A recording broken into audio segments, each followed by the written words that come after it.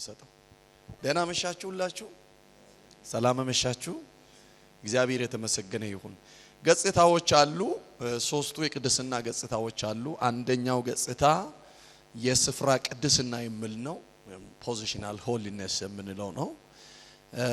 የስፍራ ቅድስና የምንለው በክርስቶስ ኢየሱስ በማመን የምናገኘውና ወዲያውኑ በክርስቶስ ኢየሱስ የሚፈጸም የጽድቅ ሽፋን ነው።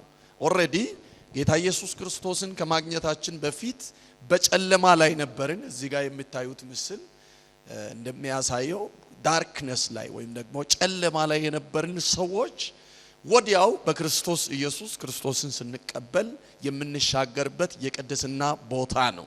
ስፍራ ምለው ቦታውን ለማሳየት ነው። ሰው ሁሉ ክርስቶስን ከመቀበሉ በፊት የነበረበትን ስፍራ ስንመለከት ቅድስና የሌለበት ጨለማ ነበረ። ነገር ግን ክርስቶስን ወደ ሕይወቱ ከጋበዘ በኋላ የስፍራ ለውጥ ወይም ከጋበዝን በኋላ የስፍራ ለውጥ አድርገናል።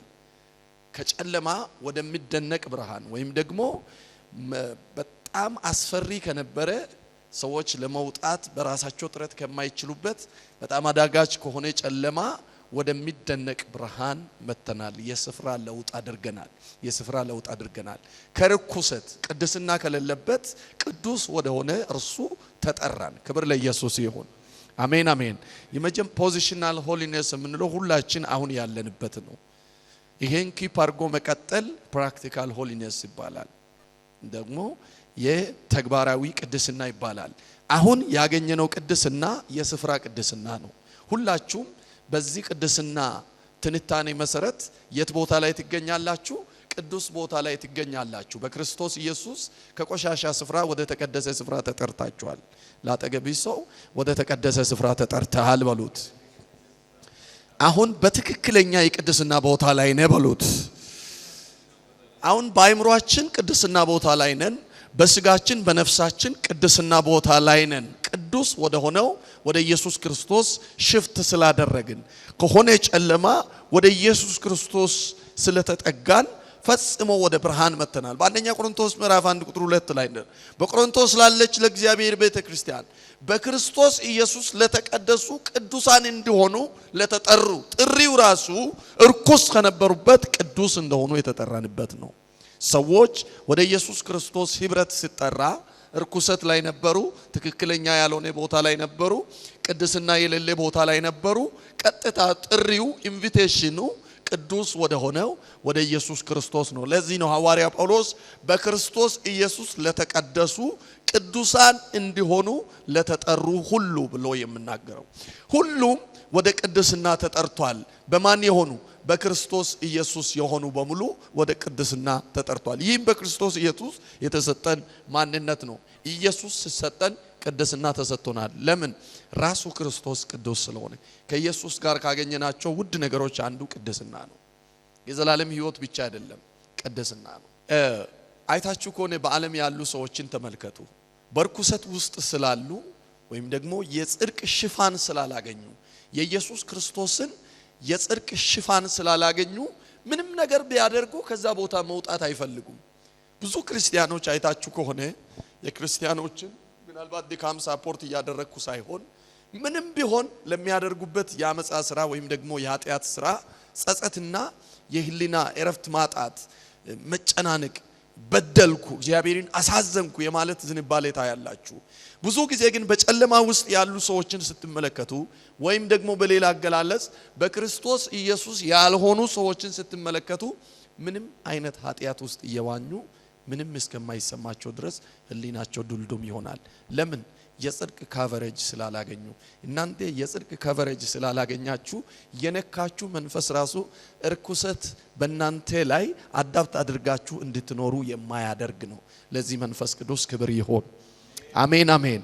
ያገኘን የነካን ኢየሱስ ራሱ ከስሙ ጋር የገባልን ጽድቅ ስላለ፣ ከስሙ ጋር የገባልን ቅድስና ስላለ፣ ከስሙ ጋር በእኛ ላይ ያለበስነው የጽድቅ ልብስ ስላለ ያ ደስተኞች ሆነን ኃጢአት ውስጥ እንድንኖር አያረገንም። ብዙ ሰዎችን ስትጋብዙት መውጣት የማይችሉበት ምክንያት፣ የሚጨነቁበት ምክንያት፣ እንዴት አድርጌ ነው ከዚህ ህይወት ምላቀቀው ያሉ ለረጅም ጊዜ እየተላፉ ምኖርበት ምክንያት ከዚህ ጨለማ ወደዚህኛው ብርሃን ስላልመጡ ነው። ለማሳየት ያህል ነው እቺን ፒክቸር ያስቀመጥኩት። በዚህ ድቅድቅ ጨለማ ውስጥ ያሉ ሰዎች ኢሚዲየትሊ ወደዚህ ብርሃን ሽፍት የሚያደርግበት መንገድ ጌታ ኢየሱስ ክርስቶስን ወደ ልብ በመጋበዝ ነው። ለዚህ ነው ባለመሰልቸት ሁሉ ጊዜ ኢየሱስ ክርስቶስን ሰዎች እንዲቀበሉና ከዚህ ከሚያስፈራ ጨለማ ፒክቶሪያል ነው የሚያስፈራ ጨለማ ወደዚህ ወደሚደነቅ ብርሃን ሰዎች እንዲወጡ የምንጋብዛቸው። በስፍራኛ ተቀድሰናል። ፖዚሽናል ሽፍት አድርገናል from that darkness, from that dirty place to holy place. ክብር ለኢየሱስ ይሁን። ኢየሱስ የቅድስና አዳራሻችን ነው። አጠገብ ያለውን ሰው ያዙና ኢየሱስ የቅድስና አዳራሻችን ነው በሉ። ሁለተኛ ኢየሱስ የቅድስና አዳራሻችንም ነው። ኢየሱስ ክርስቶስ በሉ እስኪ የቅድስና ቦታችንም ቅድስናችንም ነው። ወደ እርሱ ስንመጣ ወደ ቅድስና ነው የመጣ ነው። የጠራን እርሱ ራሱ ቅዱስ ብቻ ሳይሆን ቅድስናን አልብሶን ነው። ሃሌሉያ ክብር ለኢየሱስ ይሁን። ስለዚህ በኢየሱስ ክርስቶስ ያገኘነው ቅድስናን የሚያመላክት ነው የስፍራ ቅድስና የምንለው። ሁለተኛ ተግባራዊም ደግሞ ፕራክቲካል ሆሊነስ የምንለው ነው። ይሄ ደግሞ ተግባራዊ ቅድስና የምንለው በየቀኑ የህይወታችንን ሁሉ ሂደት የሚገልጥ ነው። በህይወት ዘመናችን ኦሬዲ ምን አድርገናል? ከርኩስ ስፍራ ወደሚደነቅ ስፍራ መተናል። ኦሬዲ በኢየሱስ ክርስቶስ ከሆነ ከማይረባ ቦታ ከጨለማ ቦታ ወደ ብርሃን መተናል። ስለዚህ የስፍራ ለውጥ ስላደረግን በእለት ህይወታችን ደግሞ ቤቱ የሚጠይቀውን ህይወት መኖር ማለት ነው። በመንፈስ ቅዱስ ኃይል ከኃጢአት እየተለየንና ወደ ክርስቶስ አምሳል እየተለወጥን የምንሄድበት ተከታታይ ሂደት ነው። ከክርስቶስ አንድ ጊዜ እርኩሰት ከተሞላበትና ጨለማ ከሆነበት ጠራን። እንግዲህ በተጠራን በዚህ በአዲሱ ቤታችን፣ እስኪ በአዲሱ ቤታችን በሉ። ማን ነው አዲሱ ቤታችን? እስኪ ክርስቶስ ነው በሏ። አዲሱ ቤታችን ማን ነው? ኢየሱስ ነው። እንግዲህ በተጠራን ወደዚህ በአዲሱ ቤታችን የሚመጥነውን ህይወት ልንኖር መጽሐፍ ቅዱስ ያስተምረናል። ከርኩሰት ስፍራ መተናል። ያ ቦታውም እርኩስ ነበረ፣ ስፍራውም እርኩስ ነበረ፣ ቤቱም እርኩስ ነበረ። ከዛ እርኩስ ቤት ወደዚህ ቅዱስ ቤት መተናል። አሁን ቤቱን የሚመጥን ህይወት እንድንኖር የሚጋብዝ የቅድስና አይነት ነው። ፕራክቲካል ሆሊነስም ነው። ሮሜ 6:22 ብቻ ሳይሆን ሮሜ 12:1 ላይ ምናልባት ሮሜን ይቀጥላሉ። አሁን ቶሎ ወደዛ ነው የሚገባ። ሮሜን ትምህርት እንቀጥላለን።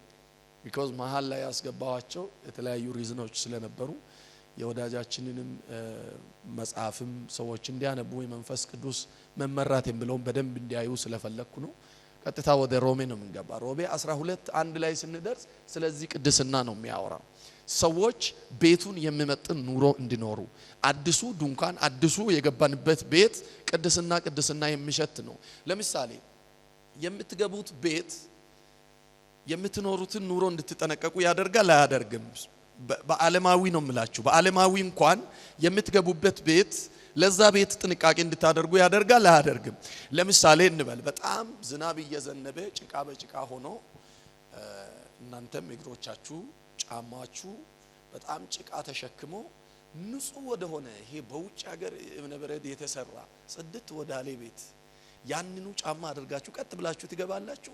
በቤታችሁ ያለ ልምድ ዝም ብላችሁ ምናልባት በዛ ጫማ የምትገቡም ብትሆኑ ወደዛ ቤት ዝም ብላችሁ ትገባላችሁ? አትገቡ።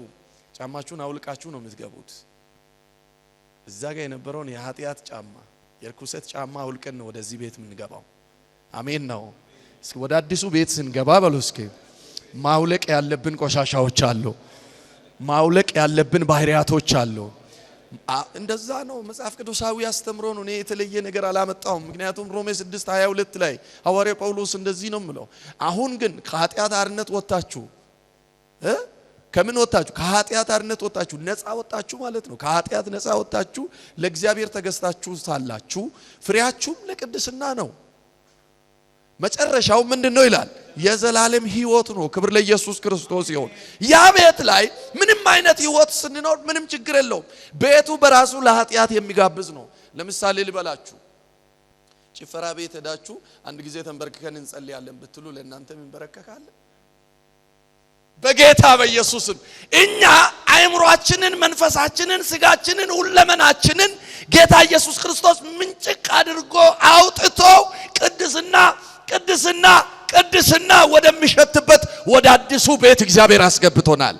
ለአዲሱ ቤት የሚመጥን ህይወት መኖር ማለት የክርስቶስን ሽታ ያሸተትን የአዲሱን ቤት ህይወት መኖር ማለት። ክብር ለኢየሱስ ክርስቶስ ይሁን። አይገርማችሁም? ስፍራ በራሱ ለሆሊነስ ይጋብዛል። ልክ ጭፈራ ቤት ገብታችሁ ስለ ጸሎት እንደማታስቡ የሆነ የወረደ ቤት ላይ ገብታችሁ እንደዛ አይነት መልካም ነገር ማሰብ እንደማትችሉ ክርስቶስ ኢየሱስ ወደ በተራችሁ በዚህ አዲሱ ቤት ላይ ስለ ቆሻሻ ነገር ማሰብ አይቻላችሁ። ብታስቡት እንኳን ቤቱ አይጋብዛችሁ። ኢየሱስ የዘላለም የህይወትና የቅድስና ቤታችን ነው። እዚህ ቤት ውስጥ እርኩሰት አናስብ። ሃሌሉያ! እስኪ መኖሪያዬ በሉ እስኪ የዘላለም አምላክ ነው፣ እርሱም ክርስቶስ ነው። ይሄን አታምኑትም እንዴ? መኖሪያችሁ ማን ነው? ኢየሱስ ክርስቶስ ነው። በዚህ በዘላለም ቤታችን ውስጥ ደግሞ ቆሻሻ ነገሮችን እያመጣን አንጨምርበትም።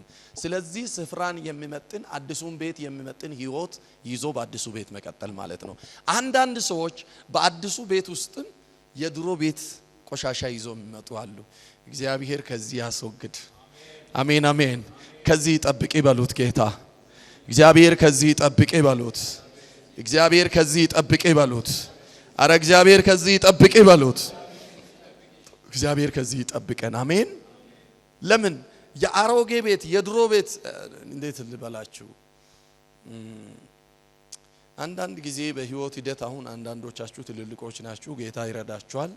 ለወደፊት ከፍ ስትሉ ወደዛ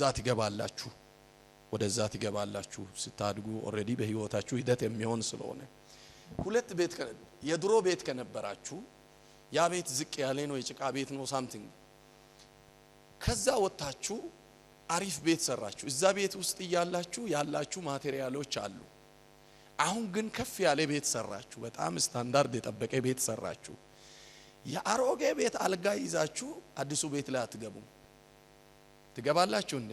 የአሮጌ ቤት ቢፌ ይዛችሁ ወደ አዲሱ ቤት አትገቡም። የአሮጌ ቤት የዛ ያረጀ ኪችን ካቢኔት ይዛችሁ ወደ አዲሱ ቤት አትገቡም።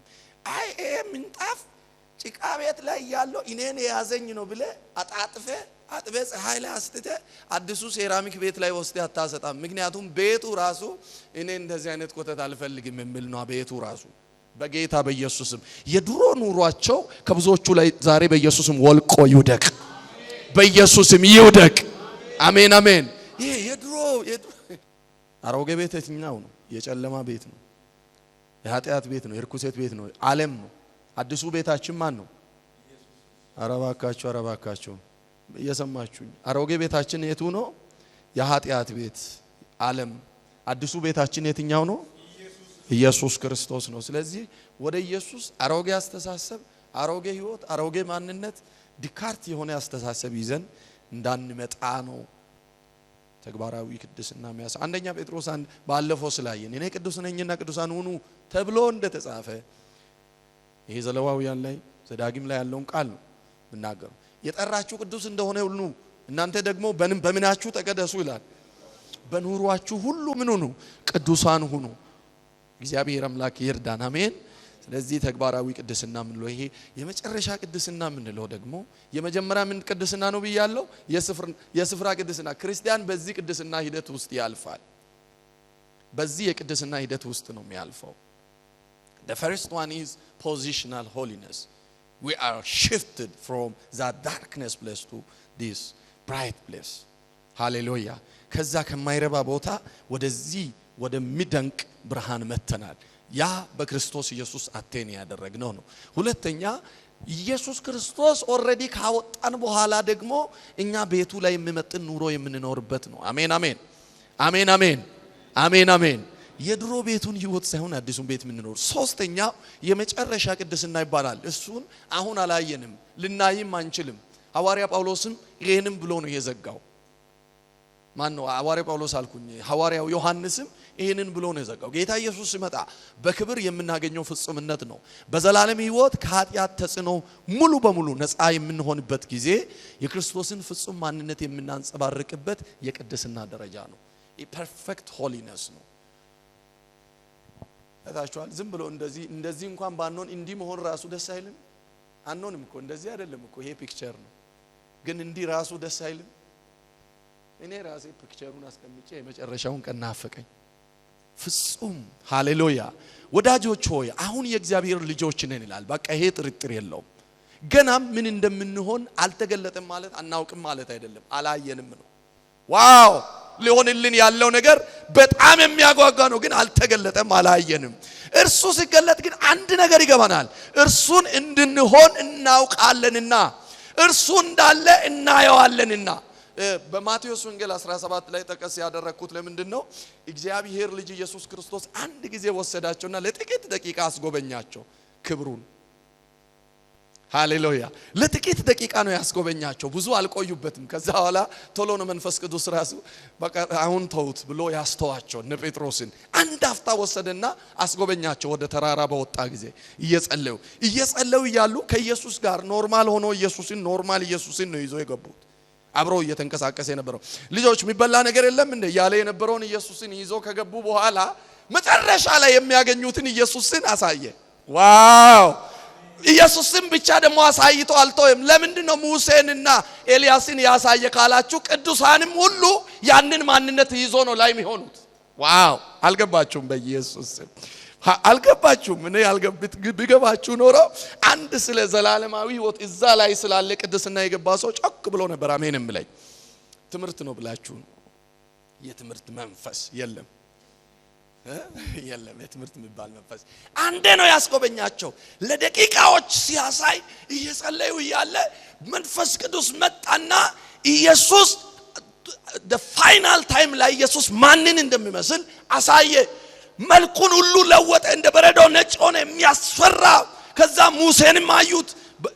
ይሄን ያዩበት እይታ አሁን ባሉበት ሲጋር አይደለም። እነሱንም ለአንድ አፍታ ወደ ላይ ወስዷቸው ማቻ ካታሪ አላባስ ለአንድ አፍታ በነበሩበት ሆኖ ማየት ስለማይችሉ ባሉበት ስቴት ላይ ሆኖ ማየት ስለማይችሉ ለአንድ አፍታ lift up አደረጋቸው። ኢየሱስን ደግሞ to the final glory lift up አደረገና እዩ ተያዩዋል። ሲያዩ በቃ እዚህ መኖር እንዴት ተስላላ አውረዱ አላይቻልም። መጨረሻ ላይ ነው እሱን የምታገኙት። ክብር ለኢየሱስ ስጡ እስኪ ሃሌሉያ። ለዚህ እንደ ኮከብ ለሚያንጸባርቅ ለኢየሱስ ጭብጨባ ይሆንለት። አይታችሁ ያ ቅድስና ነው እኛ የምንጠባበቀው። የመጨረሻ ቅድስና የሚባለው ያ ቅድስና ነው። ለደቂቃዎች አይቶት ለዘላለም እዚህ ብንኖርስ ተብሎ የሚያስቀና ቅድስና እንዳትረሱ። እነሱን ምን አደረጋቸው ብያለሁ? እነ ጴጥሮስ ያዩት ባሉበት በዋሉበት ውሎ ውስጥ ሆኖ ነው ያንን ቅድስና ያዩት። እንዴት ሆኖ ነው? ለአንድ አፍታ ወጥተዋል። አወጣቸው ለአንድ አፍታ። አይናቸውንም መንፈሳቸውንም ምናቸውንም ሽፍት አፕ አደረገ፣ ወሰድ አደረገና ወደ ላይ ከፍ አደረገና ኢየሱስንና ሙሴ ደግሞ ቅዱሳንን እነዚህ ኤልያስ ሙሴ የሚለው ቅዱሳኖች ናቸው። በእግዚአብሔር ቀኝ በክብር ያሉ ናቸው። እነዚህን ደግሞ ያሉበትን ቦታ ሲያዩ ወይኔ ቦታ እንዴት ያስቀናላል። ቤት እዚህ ለምን አንሰራም? የሚያስቀና ቦታ አለልን ባካችሁ። ክብር ለኢየሱስ ይሁን። ተቀደሱ ያልን ያለ ነው፣ ዝም ብለን አይደለም። የሚያስቀና ቦታ አለ። ለመውረድ በቃ ከዚህ መውጣት ደስ አይልም የሚያስብል ህይወት ያን ህይወት አዩትና እንዴት የሚገርም ህይወት ነው። ለዚህ ነው ዮሐንስ እንደዚህ ብሎ የተናገረ አሁን የእግዚአብሔር ልጆች ነን። ምን እንደምንሆን እኮ አልተገለጠም፣ ብታዩት ኖሮ ግን አለ። ለምን እንዲህ እንዳለ ታውቃላችሁ? ዮሐንስ አንዱ ካዩት ውስጥ ነው። ጴጥሮስ ዮሐንስ እነሱን ነው ይዞ የወጣ ወደ ተራራ ጸሎት አይደለም እንዴ? አንዱ ያንን የመጨረሻ ግሎሪ ካዩት ውስጥ ዮሐንስ አለበት። እኔ አይቻለሁ፣ እናንተ ግን ብታዩት ኖሮ ግን አንድ ነገር ግን ባጭሩ ላስረዳችሁ። አሁን ባይገባችሁም ስሙኛ። እርሱን እንድንሆን እናውቃለን። ማንን እንድንሆን? ፍጹም ራሱ ማንን እንመስላለን? ክርስቶስን እንመስላለን። መቼ? በመጨረሻ በኢየሱስ ስም። አረ በኢየሱስ ስም ወደ ራሱ ሊያስመስለን የተጠጋን ከጭቃ ቦታ አውጥቶን ወደ ራሱ ቤት የጠራን ጌታ ክብር ለኢየሱስ ይሁን። ሃሌሉያ። ከዛ አውጥቶን መጨረሻችን እርሱን መምሰል፣ መጨረሻችን እርሱን መምሰል። ያንተ መጨረሻ የታወቀ ነው በሉት። አጎቲን አትመስልም። ያዝ ንገረው፣ አጎቲን አትመስልም። የምትማረውን ትምህርት አትመስልም። የምትኖረውን ኑሮ አትመስልም። አሁን የምትኖርበትንም ቤት አትመስልም። አሁን የምታልፍበትንም መንገድ አትመስልም። በልብ ውስጥ የሳልከውንም አይነት ሰውዬ አትሆንም። መጨረሻ ይበሉት እስኪ ክርስቶስን መምሰል፣ ክርስቶስን ማየት፣ ያን ህይወት መኖር። ሃሌሉያ። በምድር ላይ ስለ ምድር ለምን እንዘምራለን? በምድር ላይ ሆነን ስለ ምድር ከዘመርን መዝሙርም አያስፈልግም፣ ጥረትም አያስፈልግም። እኛ እየታተርን ያለነው ለ80 ዓመት የህይወት ፓኬጃችን አይደለም፣ ለዘላለም ፓኬጃችን ነው። 80 ከሆነን አሁን ባለፈው ብያችሁ አደጋግሜ እየነገርኩ ነው። ጌታ ረድቷችሁ ልደት ልታከብሩ ይሁን ምን እንደሆነ አላቅም። ሁሉ ጊዜ እየነገርኳችሁ ነው። መጪ ዓመት 40 ይሞላኛል፣ ቢበዛ በቃ 40 ይቀረኛል። በጣም ከገፋ ልጆች እያልኩ መሄድበት 20 ከተጨመረ ነው ያልኩ። እሱን አልፈልገውም። እየሰማችሁኝ ነው? እየሰማችሁኝ ነው? እንደው ሞቴ ደግሞ የሆነ የወንጌል ፊልድ ላይ ሰዎች የሆነ ነገር አድርጎ ቢሆን ደስ ይለኛል። አላችሁልኝ? እና ያቺ ስለ 40 ነው የሚጸልይ፣ ስለ 40 ያ ክብር እኔ ምን ክብር ከዚህ በኋላ እጠብቃለሁ? እዚህ ምድር ላይ ብታስቡት አሁን ንገሩኝ፣ ምን ክብር ነው የሚጠብቀው እዚህ ምድር ላይ? አሁን ምን አይነት ክብር ነው የሚጠብቀው? ምንም ክብር አልጠብቅም። መጨረሻ ላይ ግን ራሱ ክርስቶስን፣ ሃሌሉያ፣ ራሱ እሱን፣ አሜን አሜን አሜን፣ ራሱን እንደ ሀገራችን የሆነ ሰው እንደ እንትናችን የሆነ ፖዚሽን ላይ እንዳለ ሰው እሱን አሁን አልጠብቅም። እሱም መስመር አርጃለሁ፣ የለም መንገዱም የለም ወደዛ የሚሄድበት ዘግቻለሁ። እኔ አሁን መጨረሻ ሃሌሉያ እሱን መምሰል ያ ነው ፐርፌክት ሆሊነስ። እስኪ የመጨረሻ ቅድስና በሉ አንድ ጊዜ። የመጨረሻ ቅድስና። አረ ድምጻችሁ ወረደብኝ። የመጨረሻ ቅድስና በሉ እስኪ። አይናፍቃችሁም እንዴ? የመጨረሻ ቅድስና በሉ እስኪ። ነካክተ አትመለስ በለው አጠገብ ያለው ሰው። የመጨረሻ ቅድስና ድረስ ሄድ በሉት። በኢየሱስ ዊዝድሮው እንዳታረጉ፣ በላይፍ ዊዝድሮው እንዳታረጉ። ጎ ፎር ዘ ፐርፌክት ሆሊነስ። ሃሌሉያ። የመጨረሻ ቅድስና ይባላል። የምናገለግለው ለዛ ነው። ያካቲያ ሰው አይታችኋል። ዘምራችሁ ላይ ዘማሪ እንትናን አይደለም የምትመስሉት። አሜን አሜን አሜን። ሰብካችሁ ልክ እንደ ፕሮፌት እንትና አይደለም የምትሆኑት። ዋው ይኸውላችሁ ክራይስት በክራይስት እጅ ዲዛይን የሆነ የኢየሱስ ልብስ አሜን ነው ወይ? አሜን ነው ወይ? ጋርመንት አይደለም የምንለብሰው። እላይ ግን የእናንተን አይነት ልብስ አይደለም የሚጠብቀኝ። ንግግሩም የእናንተን አይነት አይደለም የሚጠብቀኝ። በኢየሱስ ለአንድ አፍታ ለደቂቃዎች አይቶ እነ ጴጥሮስ ያበዱለት አይነት ያ ልብስ፣ የዚህን አይነት ልብስ እዚህ ሀገር ይገኛል። ለምን መሰላችሁ?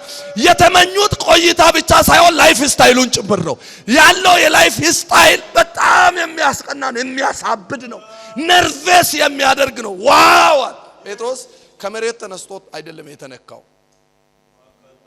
ላይፍ ስታይሉ በጣም ይደንቃል። ዋው they seems like angels, not only angels, they seems like fire። እሳት ብቻ ነው ብሎ እንዳበቁ ለደቂቃዎች ቀለማት ተቀያየሩባችሁ። በኢየሱስ ክርስቶስ ስም የሰማይ ቅድስና፣ ለዛ ቅድስና ነው እኔ ማገለግለው፣ ለዛ ፖዚሽን ነው እኔ ማገለግለው። ያ ፖዚሽን ላያችን ላይ በኢየሱስ ክርስቶስ መጨረሻ ላይ ማግኘት እንደሆነልን እግዚአብሔር ይርዳን። ዊዝድሮው እንዳናረግ ያ ላይፍ እንድናይ። ክርስቲያን የተጠራው ፖዚሽናል ሽፍት ካደረገ በኋላ ይበቃኛል ብሎ እንዲቆም ሳይሆን ፕራክቲካሊ ሆሊነስ እንዲለማመድ፣ ቀጥሎ ወደ ፐርፌክት ሆሊነስ እንዲያድግ ነው የተጠራው። በሉ ክርስቲያን የተጠራው በሉት የስፍራ ለውጥ ሊያደርግ ነው። ኦሬዲ ግን ተለውጦለታል። አራ አልነገራችሁ? ኦሬዲ የስፍራ ለውጥ ተደርጎለታል። ከቆሻሻ ቦታ ወደ ቅዱስ ቦታ። ስለዚህ በሉት እስኪ ታዲያ አሁን ዛሬ የምንታገለው በሉት እስኪ ዛሬ የምንታገለው በሉት ተግባራዊ ቅድስና ለማሳየት ነው። የመጨረሻውን እናንተ የምትሰሩት አይደለም፣ የተግባራዊ ክርስትና ውጤትም ይታይበታል እዛ ውስጥ። የተግባራዊ ምን ይታይበታል? ቅድስና ውጤት ይታይበታል። ሐዋርያ ጳውሎስ በጣም እንደ ሐዋርያ ጳውሎስ ያገለገለ አገልጋይ አለ? የለም እኮ ከሐዋርያቶች መካከል እኮ የለም። ከሐዋርያቶች መካከል እንደ ሐዋርያ ጳውሎስ ያገለገለ የለም። ድምጥ ማጡን አጥፍቶ ነው ያገለገለው። በቃ የመጨረሻ በቃ እስኪባል ድረስ ያገለገለ አገልጋይ ነው። መጨረሻ ግን የናፈቃት አንድ ሽልማት ነው። እርሱም ሲመጣ ይለኝ የጽድቅ አክሊል ይሰጠኛል። በጌታ በኢየሱስ ስም ምንም አገለባብጦ አንድ የሚናፍቃት ልብስ አለች፣ የጽድቅ አክሊል።